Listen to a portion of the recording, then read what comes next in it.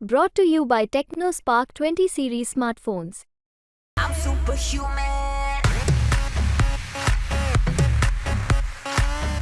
मोठं मन कसं झालं की मनावर दगड ठेवला, जसं मागे एकदा चंद्रकांत पाटील बोलले होते. ठीक आहे, काही काळ चालतो, दगड ठेवावा लागतो, पण हळूहळू ते रुळल्यानंतर जसं आम्ही समजून घेतलं, तसं त्यांनी समजून घेतलं, त्यांच्या कार्यकर्त्यांनी समजून आपलं घेतलं, अडचण येत नाही. तुम्ही कधी, म्हणजे आता आज तर ठीक आहे, महाराष्ट्र दिनाचा कार्यक्रम होता म्हणून तुम्ही तिथे गेलेला होतात, पण तुमचा रेग्युलर कसा शेड्यूल आहे? सकाळी कितीला बाहेर पडता आणि रात्री किती उशिरापर्यंत प्रचार सुरू असतो? सकाळी 8 वाजता आमचं दुकान खोलतं, 8ला. हां, किती वाजता झोपलो आम्ही? 3 वाजता, 4ला.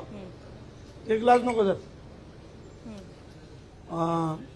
2ला, तरी 8 वाजता आम्ही होतो. ग्रामीण भागातनं लोक येतात पहिल्या एसटीने. छोटं काम असतं, तहसीलदाराचं काय काम, प्रांत, पोलीस स्टेशन, नोकरीसाठी अथवा काय मदतीसाठी. कोण आजारी आहे, कोणाचा वाडा जाळला आहे, कोणाचा बैल मेला आहे, ह्याला आम्ही मदत करतो. सडळ असते, एकालाही माणसाला परत पाठवत नाही. आता हे आमची बौद्ध समाजाची, मुस्लिम समाजाची लोक आली, यांचा कार्यक्रम आहे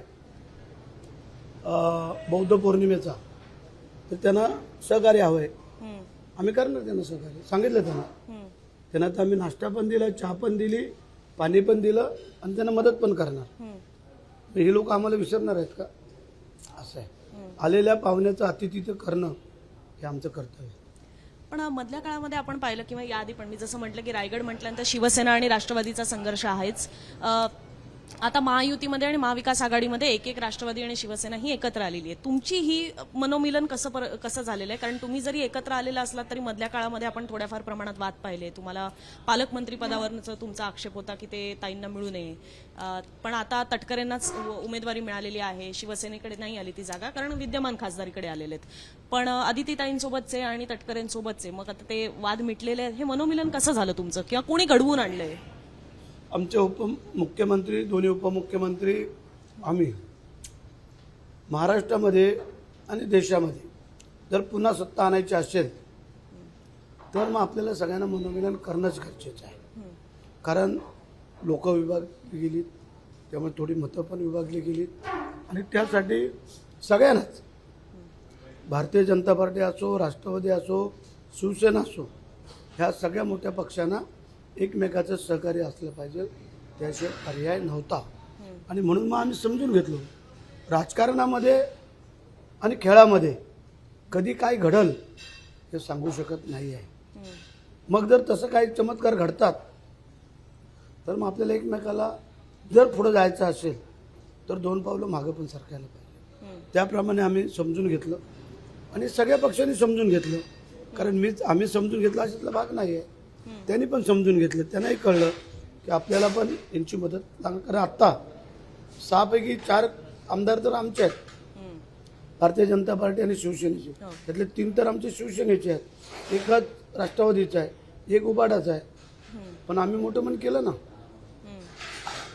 ते मोठं मन कसं झालं की मनावर दगड ठेवला, जसं मागे एकदा चंद्रकांत पाटील बोलले होते.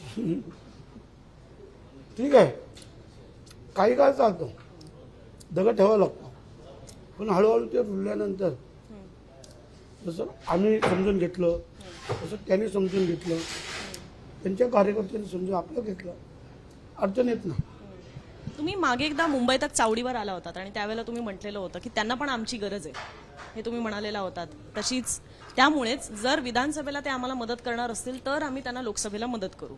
आता ते विधानसभेला मदत करणार असतील की नाही याचा काय तुम्ही आता अंदाज बांधू शकत नाहीत, पण तुम्हाला खात्री आहे की आत्ता जर तुम्ही तटकरेंना मदत केली तर ते पूर्ण ताकद इथली राष्ट्रवादीची तुमच्या मागे लावतील विधानसभेला, आणि मुळात ही युती विधानसभेला सुद्धा तितकीच कायम राहील, तितकीच घट्ट राहील. 100% त्यांनी पाहिलंय. भरत शेठ, त्यांचा मुलगा, आमची पत्नी, आमचे कार्यकर्ते, आमचे पदाधिकारी आणि आमची सर्व जनता तटकरे साहेबांसाठी सर्वस्व पणाला लावून उतरलेली आहे. आम्ही घरी भाकरी खाऊ शकत नाही म्हणून इथं आलो ना भाकरी खायला. आत्ता 11 वाजता कार्यकर्त्यांना बोलवलेत कार्यालयात. वेळ मिळाली फेरफटका मारून द्या.